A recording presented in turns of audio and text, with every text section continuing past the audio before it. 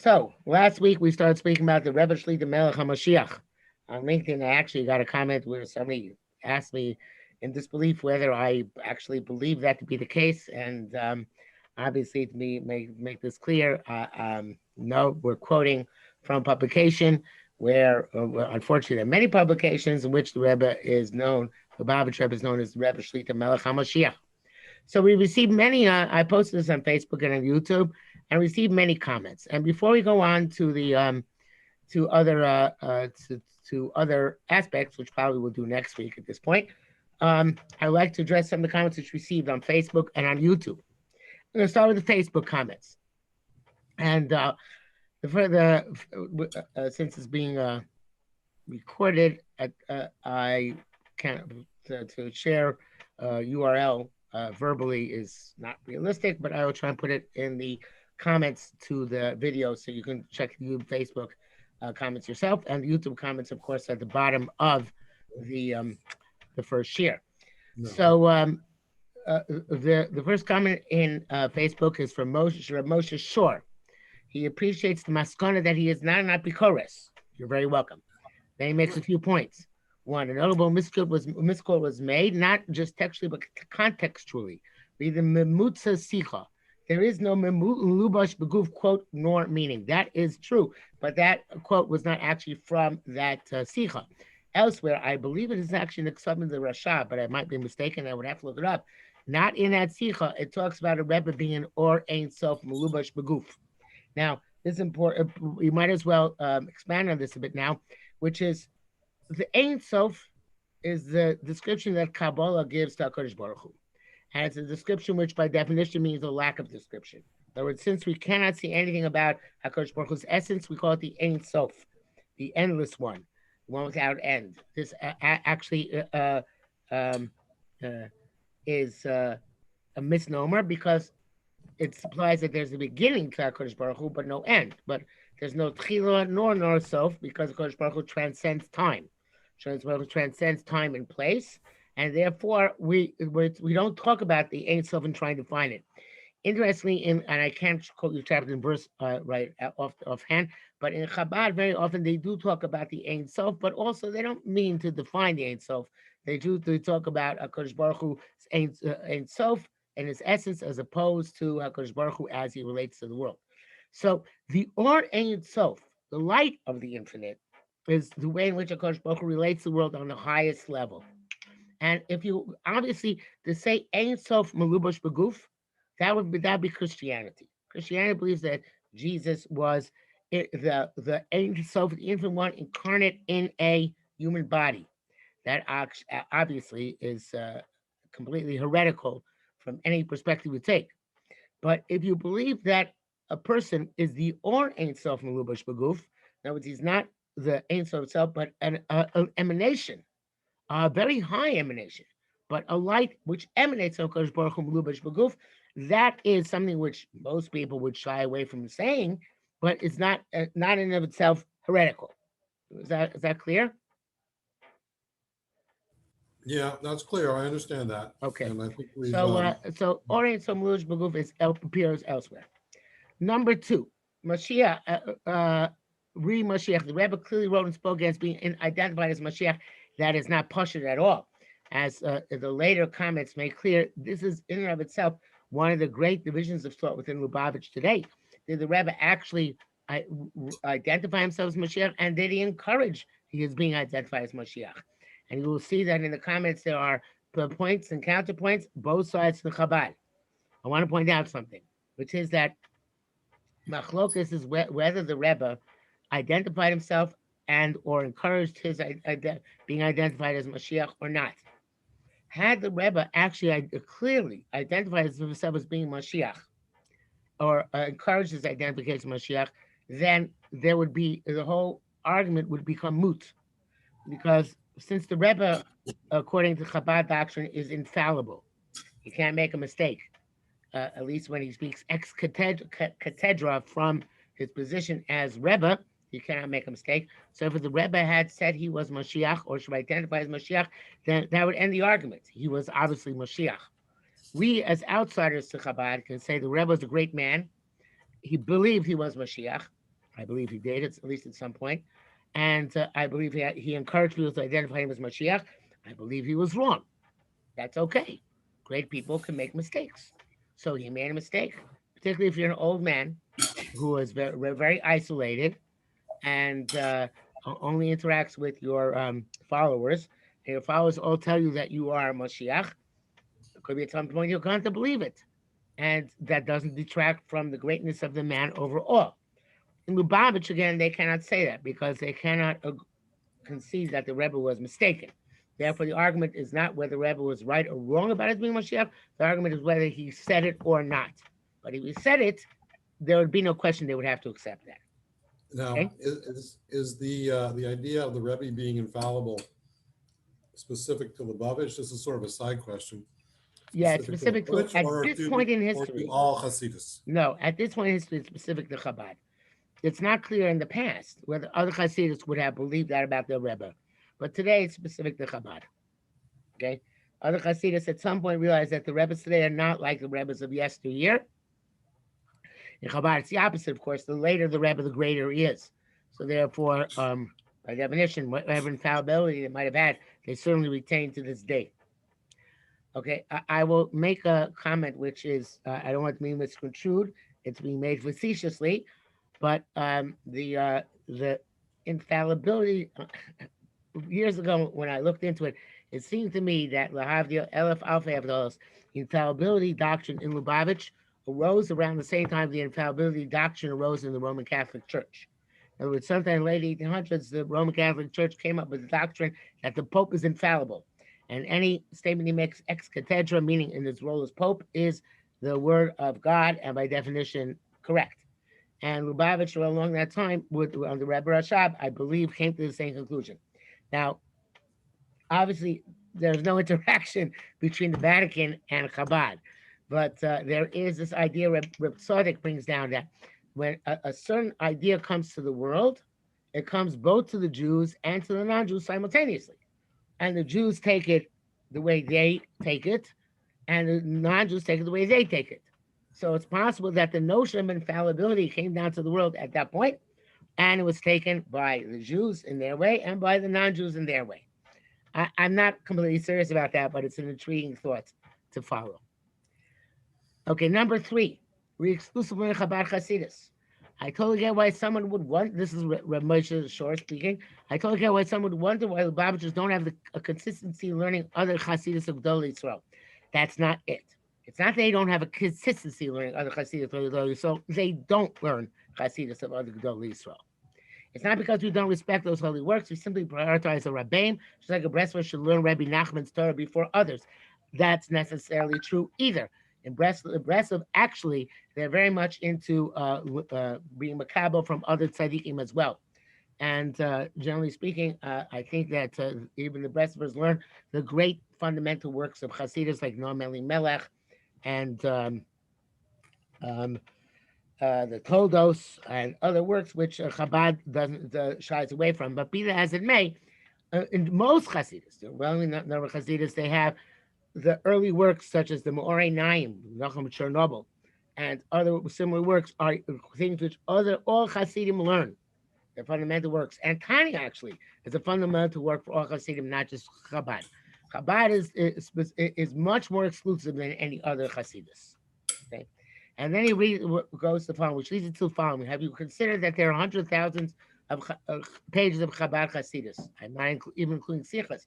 Just Ma'amorim, assuming a 30-minute share, 4 Amudim a day, 7.5 minutes in Amud, Migras, in other words, to learn it quickly. It would take 70 years to finish, 35 years for a daily hourly share. Even Chazar and further Zohar, Medrash, Harizal, Ramak, referential proficiency, do the math. May Lubavitchers first finish a master on Hasidus. It's a nice response, but it really sidesteps the issue because we have been so that it's a person supposed to learn what turns them on. And it means that if a person should be able to be a Chabad Chassid and be able to learn other Hasidus if that turns him on. Frankly, I find other Hasidus, specifically, much more exciting and engaging than Chabad Hasidus for myself. There should be no reason why a Chabad Chassid shouldn't find, theoretically, some other Hasidus It's more, just as much to his liking as Chabad. But it is Bashita that they don't look at other works. It's not because they have so much of their own. That's true. It's wonderful they have so much of their own. But their Hasidus is esoteric, often dry, and very difficult. And yet they will not learn the more inspirational and other works of other Rebbes. And it's not because they have so much of their own to learn. So I really don't accept that perspective. I can understand. I can respect the perspective for which I understand, which I actually possess, which is that only Hasidus from the Nasi Ador, who's the Yechila Klois, can connect them properly with the Kodesh Baruch Hu without undermining their Emunah Pshuta, their raw and pristine Emunah Kodesh Baruch Hu. I don't subscribe to that view, but I can understand that there is such a perspective. So then, Reb Moshe Shor and Reb Eli Poltarak go to have their own discussion about these issues, which they the internal issues. I'm going to skip it. I'm going to skip that. And I'm going to skip also snide remarks which were made about Chabad. And then there became an interesting discussion of the 770 being the base Hamikdash or being something else higher than the normal holiness imparted to a shul or to a base medrash. And in fact, there's a sikha which is mentioned there. And Rebbe Eli mentions about that 770 is called Beis Rabbeinu Shebebavel, which replaced the Beis Hamikdash in Golus. And the Beis Rabbeinu Shebebavel is a reference which the Gemara gives to the house of Rav, who was the great Amora in the first generation in Babel. And the Gemara itself does not give that much sanctity or significance to the house, but it is a concept which is mentioned. And in Lubavitch, the way I understand it is that, and I'm not speaking right now out of sources, so I'm happy to be corrected, but I believe I'm correct, is that the world is divided into two hemispheres, the Chatzi Kador Elyon and the Chatzi Kador Atachton. The Chatzi Kador Elyon is the hemisphere which includes Yerushalayim. The Chatzi Kador Atachton is the hemisphere which includes Crown Heights. The most of the tikkun, most of the fixing which took place in this world throughout the history, recorded history, took place in the Chatzi Kador Elyon, which is roughly the eastern hemisphere. Very little took place in the Chatzi Kador Atachton. Well, actually, doesn't scratch that. Let's not use the secular hemispheres. But basically, the area of Europe, Asia, and Africa. Very little tikkun took place in the Chatzi Kador Atachton, which is basically the area of North and South America. And we're at access till very late in recorded history. So therefore, we have a principle in Kabbalah that there are nitzotos of Kedusha, which will translate abstractly to mean tasks of holiness, which have to be completed in order for the redemption to ultimately come. In Chabad, the Shlita was that once the Rebbes were put into the new world, in Chatzi Kador Atachton, so then this became the focal point of Avodah until there's a sign from Shamayim, or a compelling reason to move on.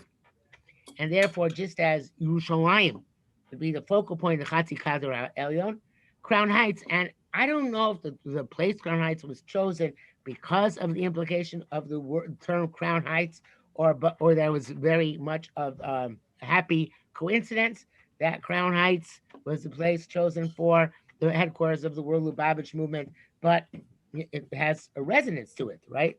The Heights of the Crown.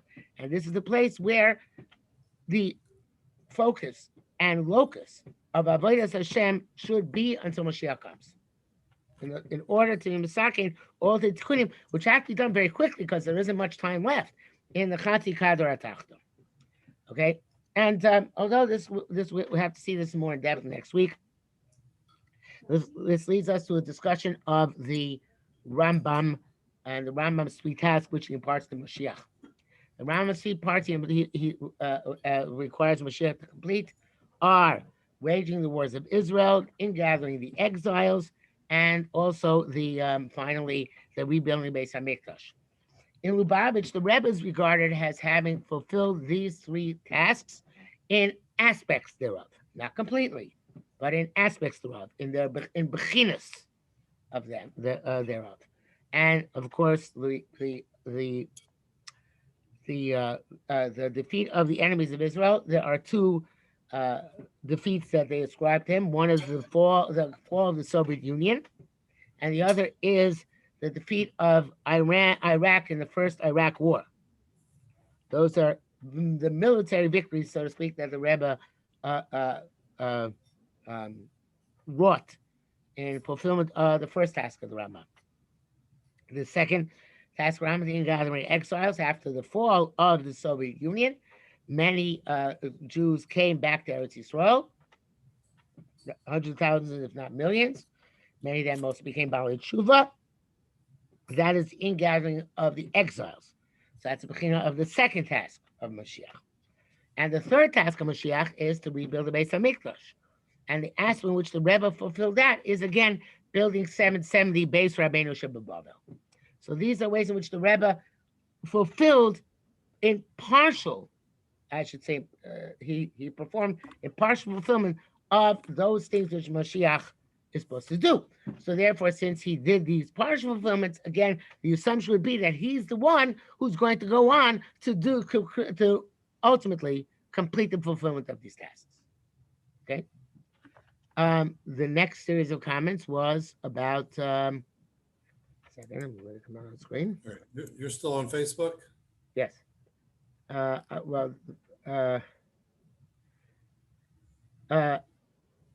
There's a little bit of a snide conversation about Christianity and Lubavitch. There is clearly a difference between the two. It's very superficial to compare them. And as you mentioned before, there's a very big difference between Ein Sof Melubash B'Guf and Or Ein Sof Melubash B'Guf. I don't want to get into that because I don't think that there's any validity to that correspondence whatsoever. Then I was asked, and this is, of course, not directly related, but I was asked, can I explain how YU is so enclosed, or the word I think I used was closed-minded, such as the other Hasidus that I mentioned. And one has to distinguish, in my opinion, between the later YU generations, meaning people perhaps going through the system in the last 25 years, and the earlier YU generations. And there are certain movements in Judaism which focus on one great personage, and that closes their minds to other sources of inspiration and of edification. And I'm not. There are different extents to which this occurs, of course. But in Merkaz Rav, it's Rav Kook. In YU, it's the Rav. In Lubavitch, it's the Rebbe. These are the three salient examples of systems which are very much closed because of the culture of focus on that one personage and perhaps people who are allied to the personage. For example, in Brisk, the focus is on Reb Chaim and the Brisk Rav or whatever, but it's basically the dominant school of thought and the dominant figures are so strongly entrenched in the thought process and in the educational process and in the pursuit of knowledge of the individuals in the system that the system becomes quite close-minded. It looks very little outside itself to other sources of inspiration and other sources of edification. Okay. So that's why I mentioned that YU in that respect is different than most other yeshivas because most of the yeshivas, they're eclectic. For example, if you learn in a most run-of-the-mill yeshivas in I shouldn't say most run-of-the-mill yeshivas, but in many run-of-the-mill yeshivas, you'll be exposed to in terms of thought to Michta Melio, to Orgdayo, to Pachadi Yitzchak, and those are just the Maharal, going back the Kuzari, the Chovos HaLevavos. There are many sources to which you're going to be exposed, if at least if you're looking for them. In the more narrow focus places, which I mentioned, there's very little exposure and very often discouragement to look at those other sources. I was once many years ago at an OU convention. One of the speakers was speaking about the Rav, and of course, very laudatory terms. And then he said something disparaging about Rav Dessler. And it was gratuitous. It wasn't necessary. I went over to him afterwards and complained. This is part of the problem of the system, which is you look at, you disparage other sources of inspiration, which are outside the system, and that leads to a closed-mindedness and a lack of breadth and a lack of depth of thought. So that was why I commented that while he was certainly in the Rav-centric era, which may have ended in the last quarter century, was very much closed-minded in the same way that Chabad is. Okay, then somebody writes, Reb Chaim Dalfin, that Chabad won't accept any, to say Chabad won't accept any other authority than the Rebbe is misleading. He's right and he's wrong. He's right in halacha. In halacha, Chabad will look at other sources. Even still, of course, if the Rebbe says something about halacha, that trumps every other source, right? Because it becomes a pronouncement of the Nasi Hador. But if it's not a matter of halacha, they will certainly look and they will accept authority of other sources. But in terms of machshava, in terms of Jewish thought, in terms of avoda, they will not accept others. So it's misleading. It's misleading and true at the same time. Yes, they will accept other sources authorities in halacha because Chabad does not, no group in Klal actually has the unique lock hold on halacha.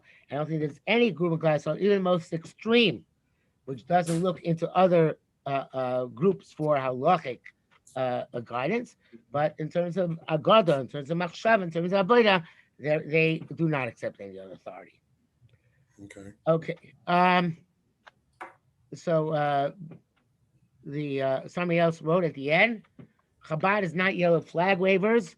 Some people that are do. I don't follow that 100%, but yes, it's important for us, of course, to distinguish in Chabad between the yellow flag wavers, which are the ones who believe that the Rebbe, Melech HaMoshiach, Shlita, is still among us in some way, shape, or form, and the people who hope that the Rebbe will become back as Mashiach, because that's the implicit understanding, if not the compelled understanding of the average Chabad Chassid, but they certainly would be happy if Mashiach came and it was somebody else. It's not clear to me that the yellow flag wavers, who Chabad are usually called the Tzfasim, because Tzfas seems to be the epicenter of eccentricity in Chabad. It's not clear if they would be happy if Mashiach was anybody other than the Rebbe. But I think that the overwhelming number of Chabad Chassidim, even if they don't think anybody else could be the Rebbe, even if theologically they don't think anybody else could be Mashiach, even theologically they believe the Rebbe is still the most likely candidate to be Mashiach, I have no doubt that they'd be happy if the Mashiach came regardless of who he was. Okay, so those are the Facebook comments, which I think I want to address. If there are any more comments, of course, feel free to comment either down below or on Facebook. Let us go now to the YouTube comments and address those. The Ramosha Callan writes that it's not true that one must leave the Rebbe as Mashiach in order to be a Lubavitcher. This is 100% true. And of course, before the Rebbe was identified either by himself or by others Mashiach, there are plenty of fine Lubavitchers who did not believe the Rebbe was Mashiach, and still their Derech Avodah was the Derech Avodah of Lubavitch. And one can have to this day the Derech Avodah of Lubavitch, which is a very intellectual derech of connection to HaKadosh Baruch Hu, and which I describe in my Forks essay. Perhaps we'll get around to that in a week or two, Hashem. But what the specific derech avodah of Chabad is besides Mashiach definitely exists, but it's a minority because of the power personality of the Rebbe and the way Lubavitch doctrine has become focused on the Rebbe. It's rare nowadays to have somebody who's Lubavitcher who does not believe the Rebbe at least was Mashiach while he was alive, and maybe even continues to be the best candidate for Mashiach now that he passed away. So I agree in principle that's possible, and there are still Lubavitchers like that. It's hard in practice because of the focus which Lubavitch has placed on the Rebbe's Mashiach. Okay, then he speaks about the light of the infinite one. So then Rav Moshe asks that if I say Chabad, I can only learn from Chabad Rebbeim, how to learn the Rambam or Sefer Mitzvah. So I already answered that there. And our focus only refers to Da'ach, which is an acronym for Divrei Elokim Chaim, and not to Nigle. And that goes back to what I said before in response to Reb Chaim Dalfin, which is that in terms of Nigle, in terms of the Torah Sheba'al Peh as is revealed in the day-to-day learning of Shas and Poskim. Chabad is not specifically Meshubad or exclusively Meshubad to Chabad Chassid, to Chabad masters. Of course, the Rambam, the Sefer Mitzvahs, and the Rashba and the Ritva and everybody else are part of the Chabad panoply of Talmud Torah. But I'm talking specifically about issues which have to do with how to relate to Kodesh Baruch Hu, Avodas Hashem, and Ashkafa, Machshava, and Kabbalah. Okay. Somebody writes for Herschel Tzig, which is a pseudonym for somebody who was actually a neighbor of mine, a very nice man, who I've had many personal interactions with. He writes that this is low-hanging fruit, and I apologize now to my chavrusa for the response which I gave, which I think gave him slight umbrage, which is that my chavrusa picks our topics. He has to be edified concerning this disturbing thing that he saw. Unlike you and me, he leads a reasonably sheltered life and is still taken aback by such things. So, Reb Aaron, I'm not sure you agree with that statement, but certainly that you seem to have taken aback by the usage of the Rebbe Melech HaMoshiach Shlita. You want to comment? It still strikes me as thoroughly out in left field, but what that has to do with being sheltered, I don't know. Okay. So I apologize if that was inappropriate. Okay. So that, sorry? Apology accepted. Okay. Anyway. Thank you. So then somebody else writes that I don't really think is Mashiach. No, I don't really think it's Mashiach, but what I think doesn't matter. I wasn't talking about what I think. I'm talking about what other people think. Somebody else then writes that even simply because the Mashiach's soul needs a physical body. Once that generation dies, he's no longer the Mashiach's soul with a body. The Mashiach's soul has to unite with another. That's not necessarily true. And I hope perhaps in the course of this conversation to address the Gemara and Sanhedrin. The Gemara and Sanhedrin says if Mashiach's minachayim, alive, then he's like whoever it was, Nachman, Bayana, etc. If Mashiach's minamesim, he's like Daniel, whoever it is. And we said in Shoshanas last week that it's Ish Semach Shmo Hu David Batzmo Mevaser Romer. So there's even an opinion that David HaMelech himself comes back as Mashiach. So therefore, it's not true that Mashiach necessarily has to be Minachayim. It's more likely that he's Minachayim, that he's somebody who's alive at the time that he begins his quest to fulfill the three tasks. And it seems that way from most Gemaras, but it's not 100% definite. I'm sorry. You can Hoshanas is very that's a very weak source. I don't know how old Hoshanas. I'm saying it is there. I'm sorry, it's there, but okay, it's there. So what? I mean, it's like piyutim, right? That's if you were to bring me piyutim of Rabbi Yehuda Lady, you're going to point that as a source. It's piyutim. It's that. It's that's about true. There's a lot it's of not a Gemara. It's not a Mishnah. It's not a Medrash. Right. There's a lot of poetic license in piyutim. I understand that. That's where the Gemara Sanhedrin is going to become critical, and I reserve the conversation to whether next week or the week after we do the Gemara Sanhedrin. Depending on how we pick to approach the inside sources. By that, you will see in Rashi and Sanhedrin, the Pashup Pshat and Rashi, not the Pashup Pshat and the Gemara. Pashup Pshat and Rashi is that Mashiach can be somebody who comes back from the dead. Okay? Okay. Next week. Okay, then somebody takes umbrage, a colleague of mine actually teaching, Reb Heshi, that with my negative statement about YU. And again, I want to clarify that I think things have changed past 25 years, especially as I mentioned in my response that, the fact that YU a few years ago, even though it didn't last, took Moshe Weinberger to be their mashpia, which is a distinctly Hasidic term. Mashpia actually is a Chabad term. Mashpia is your personal Rebbe in Avodas Hashem and in Nister. So obviously YU has changed over the years. It's no longer the same YU once was. So, but definitely for many years that was the case in YU. That there were the ideas which were not brought by the Rav were ideas which were not necessarily taken into account seriously.